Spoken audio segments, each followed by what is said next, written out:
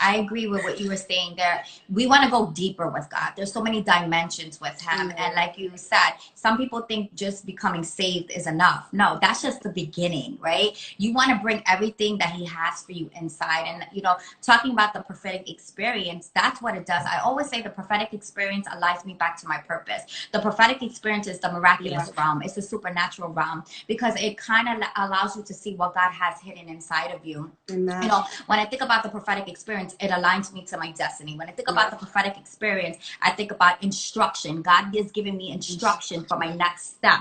When I think about the prophetic experience, I think about God is giving me impartation. I'm imparting this gift in you for you to go forth and birth things for my kingdom. When I think about the prophetic experience, it's telling me it's time to birth the ministry. It's time to birth the business. And when I think about the prophetic experience, I think about the blessings that God wants to pour upon your life. When I think about the prophetic experience, I think about the healing that God wants to bring upon my life. When I think about the prophetic experience, I think about the counsel of God, the empowerment of God. I think about God coming to change some things, God coming to shift some atmospheres, come to shift some seasons. So the prophetic experience is a miraculous experience. But like you said, when you have an encounter like that, you can't stay the same. You cannot, you have to go after for it. You have to make sure that you're getting in a place where you're researching God because he has the blueprint.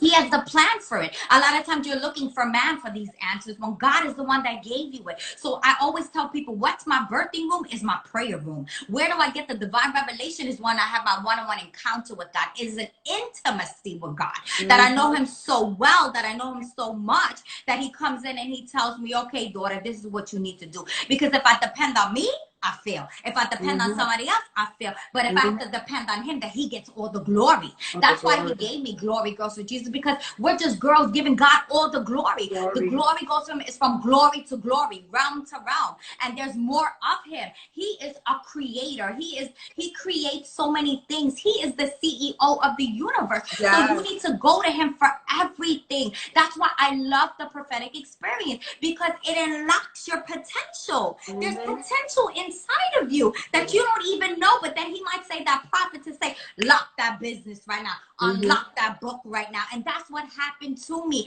because I was desperate and I made the sacrifice. Sometimes you even got to lay aside some of your own agendas and say, no, you have to be desperate for it. Like what we're doing, we're both moms, so I don't want to hear the excuse I can't do it, because sometimes you get to a place where you can idolize your marriage, you can idolize your kids, and God is saying, how much do you want it? I want you, God, that I put nothing before you, nothing. God is a God of order. God first, then everything else. And when I got to a place where I realized him first, I make time for him first. I put him first. He's my husband. He is my number one. He's my first love. When you fall in love so much with God and you do everything for love, then you will do his greatest commandment. Love God and love others. That's what the prophetic is all about, is a place of love.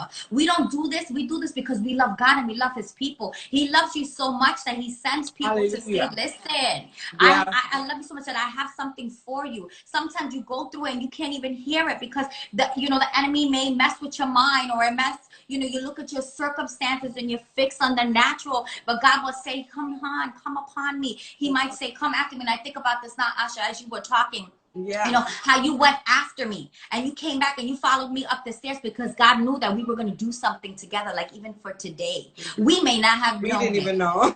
We didn't even know, but God knew it. So sometimes he's gonna tell you, go after them, go and speak that word to that girl, because right now she needs it. And that's the other thing too, be obedient, because sometimes you will be so like you may be rejected. You might be like, because I dealt with a spirit of rejection. When you come from a place where you were abandoned and you don't even know what to do, then you're like, I don't know what. You got to get to a place where you fear God and not man. You got to get to a place and say, this person is depending on. This person might say to God, if you don't come and talk to me right now, then I don't know what I'm gonna do. And God might say, speak.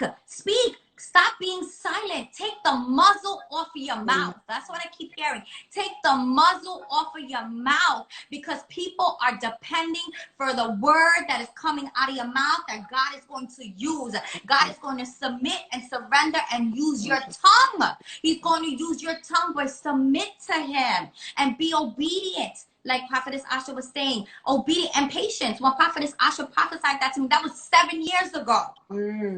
7 years ago, and now it's coming to pass a few years ago. But what did I do during this? I held on. I studied the word, because she laid on me that you were going to be a big evangelist, that you're going to heal people. And I said at the moment, I didn't even know any of this. None of this. But what did I do? I studied. What did I do? When people tell me that you're going to birth business, I went and I studied. You got to move. It's better not to know and not do something than to know and not do something. That's called disobedience. That's when I'm like, I fear God enough that if he tells me to do something, I'm studying. If I got to make a sacrifice, like Prophetess Asha said, make a sacrifice. Stay up at night. I had to make the sacrifice because people are depending on you, because they might be the only God that they will ever see. You might be the only voice that leads them to truth. They need true voices of God. There is so many deception out there. Deception is coming more and more as we go into end times. The enemy comes to deceive you, and that's why God is sending true people that hear from God and have no agenda. Pure vessels. This is a sacrifice for both of us. I could have been spending time with my kids, but I love God so much and I love his people so much that I say, God, I'm going to make this sacrifice because I want to share your message. I want to hear, well done, good and faithful servant. I don't want to die with anything locked up inside of me. Nothing. I want to go and I say, God, you did it. We want to have that glory crown. Instead, you run your race. I don't compete with nobody. I don't chase nobody. I run the race that God has for me. That's what I'm telling you. Run the race that God has for you. Don't compare yourself. Don't look at nobody else. Don't say I can't be like nobody else. God created you for your purpose. Walk into your assignment.